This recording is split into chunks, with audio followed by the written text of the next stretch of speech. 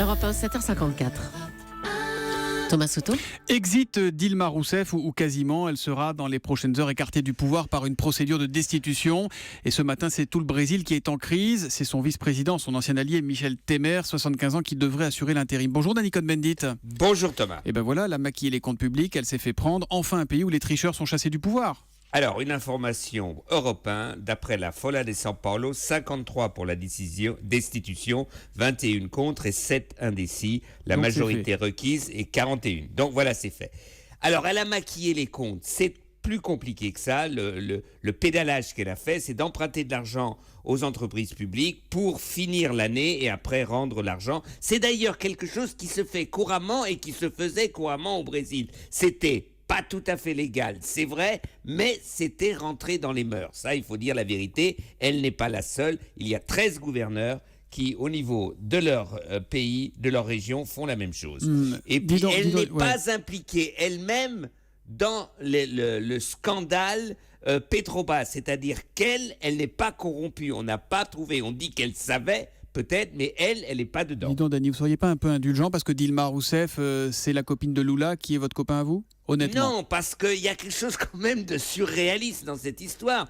Les 2/3 des députés qui destituent Dilma Rousseff sont impliqués, sont poursuivis par la justice pour corruption. Donc je dis, il faut dire la vérité. C'est-à-dire que les corrompus disent, elle est encore plus corrompue que nous. Moi, je veux bien, mais c'est ça qui fait que la crise brésilienne est pour beaucoup incompréhensible et très dangereuse. Bon, maintenant, le Brésil, qu'est-ce qui va se passer ? Qu'est-ce que vous redoutez pour le Brésil ?